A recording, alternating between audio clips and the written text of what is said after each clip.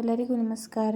ನಾನಿವತ್ತು ತೋರಿಸ್ತಾ ಇರೋದು ಕ್ಯಾಬೇಜ್ ಎಲೆಕೋಸು ಪಲ್ಯ. ತುಂಬ ಈಸಿಯಾಗಿ ಮಾಡ್ಕೊಬೋದು ಮತ್ತು ಹೆಲ್ತಿ ಕೂಡ. ಇದು ತುಂಬಾ ಹೆಲ್ತಿಗೆ ಒಳ್ಳೆಯದು.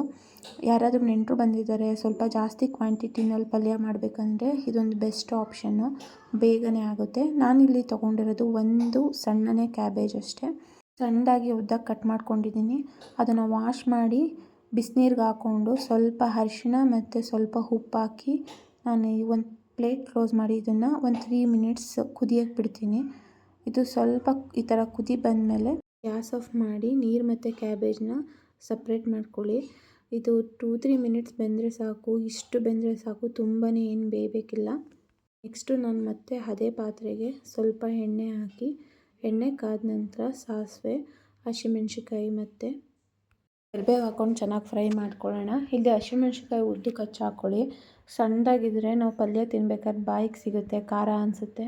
ಈ ಥರ ಪಲ್ಯಕ್ಕೆ ಈ ಥರ ಉದ್ದಕ್ಕೆ ಹಾಕ್ಕೊಂಡ್ರೆ ಗೊತ್ತಾಗುತ್ತೆ ಹಸಿಮೆಣ್ಸಿಕಾಯಿ ಇರೋದು. ನೆಕ್ಸ್ಟು ನಾನಿಲ್ಲಿ 2 ಮೀಡಿಯಮ್ ಸೈಜ್ ಈರುಳ್ಳಿನ ಕಟ್ ಮಾಡಿ ಹಾಕ್ಕೊಂಡಿದ್ದೀನಿ. ಡೀಪ್ ಫ್ರೈ ಮಾಡೋದೇನು ಬೇಕಾಗಿಲ್ಲ, ಈರುಳ್ಳಿನ ಲೈಟಾಗಿ ಫ್ರೈ ಮಾಡಿಕೊಂಡ್ರು ಸಾಕು. ಈರುಳ್ಳಿ ಸ್ವಲ್ಪ ಜಾಸ್ತಿನೇ ಯೂಸ್ ಮಾಡಿ, ತುಂಬ ರುಚಿ ಕೊಡುತ್ತೆ ಈ ಪಲ್ಯಕ್ಕೆ. ನೆಕ್ಸ್ಟ್ ಇದಕ್ಕೆ ನಾವು ಬೇಯಿಸಿಟ್ಕೊಂಡಿರೋ ಕೋಸನ್ನ ಹಾಕ್ಕೊಂಡು ಚೆನ್ನಾಗಿ ಮಿಕ್ಸ್ ಮಾಡಬೇಕು.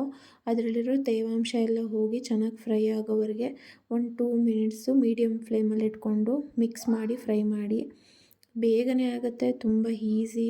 ಇದ್ರದ್ದು ಬೆನಿಫಿಟ್ಸ್ ಕೇಳಿದ್ರೆ ತುಂಬ ಆಶ್ಚರ್ಯ ಪಡ್ತೀರಾ. ಇದು ಹಾರ್ಟಿಗೆ ತುಂಬ ಒಳ್ಳೆಯದು, ಬ್ಯಾಡ್ ಕೊಲೆಸ್ಟ್ರಾಲ್ನೆಲ್ಲ ಕಡಿಮೆ ಮಾಡುತ್ತೆ ಮತ್ತು ಸ್ಕಿನ್ನಿಗೆ ತುಂಬ ಒಳ್ಳೆಯದು.